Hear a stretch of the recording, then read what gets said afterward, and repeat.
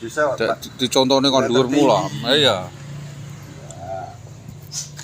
Kalau tingkat korupsi di desa itu tertinggi Tinggi. itu kan pasti ada penyebabnya. Apa sih penyebabnya? Penyebabnya berarti kan yang di atas, dalam arti yang di atas itu mulai dari inspektorat, camat, Itu ya. khususnya Ya inspektorat bermain. dengan camat. Karena apa? Yang mengendalikan desa itu hanya dua Kecamatan organisasi atau dua lembaga. gede ya. Camat atau kecamatan dengan inspektorat. Karena apa? Ketika ada masalah itu otomatis yang menangani atau yang menjadi penengah itu kan camat. Terus kalau ada dugaan penyelewengan itu kan yang mengatasi kan inspektorat. Karena ketika ada laporan itu, ada laporan dugaan penyelewengan anggaran dana desa, itu kan harus melalui atau harus ada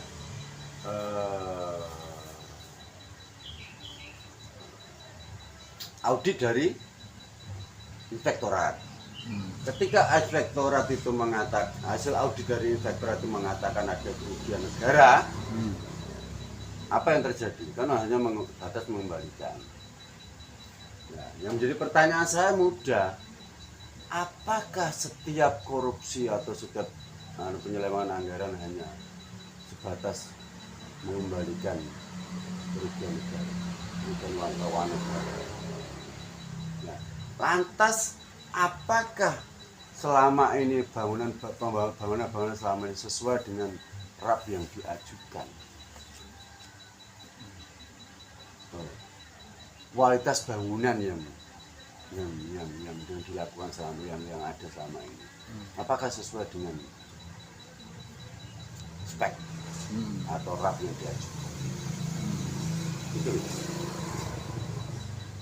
Jadi bisa dikatakan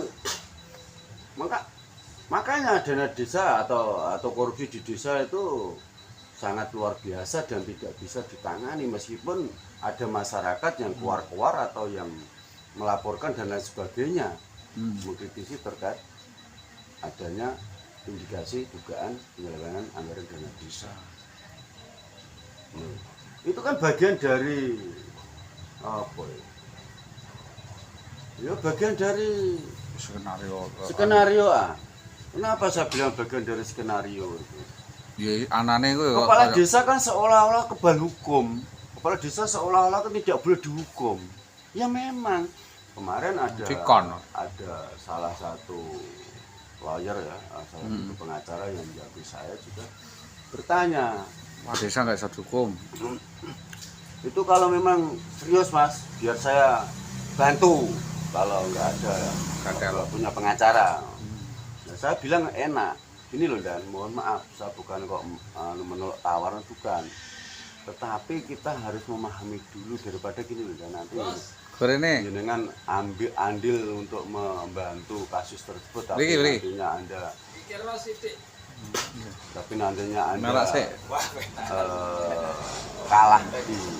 kalah di pertempuran, Anda bukan mendapatkan nilai plus tapi mendapatkan nilai minus, dalam artian jadi bahan untuk candaan. Kenapa saya bilang seperti itu? Ini mohon maaf ini. Dana desa itu kan tanggung renteng. Tanggung renteng dalam artian ketika adalah salah satu kepala desa yang terlibat kasus korupsi, ya, inspektorat kegeret itu akan diblokir sekabupaten, dana itu tidak akan cair lagi.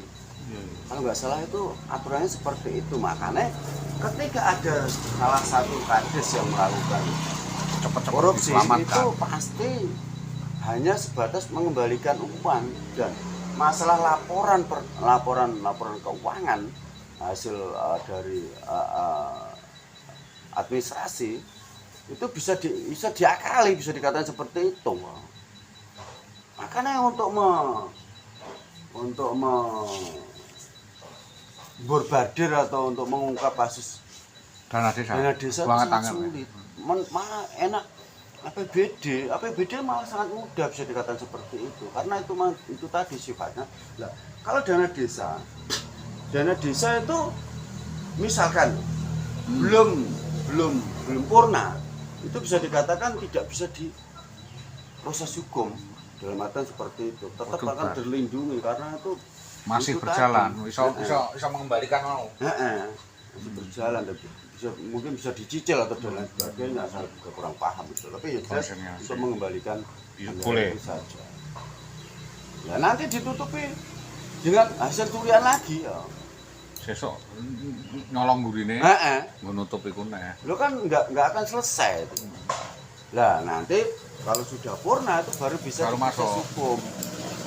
Pada saat Sedangkan laporannya itu bisa dikatakan sudah kadaluarsa, bisa dikatakan seperti itu, tidak jalan. Ya ada laporan lagi, membuat laporan lagi. Lah, setelah membuat laporan lagi, itu nanti misalnya kades itu nyalon lagi dan jadi lagi, ya nggak Aman jalan lagi. lagi ya. yo enak jadi enak berjuang. Tapi kalau nggak jadi, itu Repot. orang-orang Gue. biasanya seperti ini. Wes, Kabur. Sudah, mau sudah nggak Jadi. jadi kades sudah kalau mau di Kasihan, perkarakan ya kasihan. Itu terus menerus seperti Selesai. itu. Iya, Makanya jarang sekali ada kades atau masuk buet. yang sudah purna masuk bui, meskipun kasusnya setumpuk. Jadi Rasanya kasihan. itu tadi lagi-lagi ketika selama audit forensik itu tidak berlaku atau tidak diberlakukan, jangan harap kasus itu bisa teratasi. Intinya hanya satu, audit forensik, Forensik bangunan kuwi ya. audit forensik bangunan. Karena apa? Hanya dengan audit forensik. Lagi-lagi seperti itu akan merembet dan meluas kalau ada Terungkap ada satu, audit forensik ke atas bangunan. Kenapa saya bilang seperti itu? Apakah auditornya itu bisa dipercaya atau independen? Iya, sangone. Kalau auditornya tidak dipercaya dan tidak independen, apa yang terjadi? Menambah lagi itu daftar korupsinya. Aku nek gelem bayar semene aman kata, bayar semene kata. Aman. Aman perkara. Bayar neh. Loh, tambah runyam lagi. Makanya ya bagaimana banyak itu kan masalah gini loh, kalau nanti ada memang betul-betul ada niatan untuk baik lah gitu katakan. Itu harus ada perda dalam arti perda begini. Kalau itu benar ditutupi, tapi kalau berdasarkan perda kan hanya satu, yang kena satu ya kena satu. Tergantung perda atau pemda mensiasati itu seperti apa itu nanti dibuatkan nota cuti atau bagaimana. Maksudku kan kok. Iya, Jadi tetap ketika ada. ada kades mendapatkan Masalah itu langsung dicuti. Dicuti proses di hukum. CPJ. Mm-mm. Masalahnya. Diisi PAW atau PJ, proses hukum berjalan. Tapi kalau itu ada diperdakan dalam arti untuk pengelolaan pengoptimalan atau Pengelolaan dan desa. pengelolaan dana desa atau menekan adanya penyelewengan Anggaran. harus ada terobosan. Intinya seperti itu. Wah, masuk dan nggak ngomong dan kita usul saja ke DPRD. Ya kalau usul saat ini ya belum ada dua partai definitif kan percuma juga. Nah itu nanti bagian dari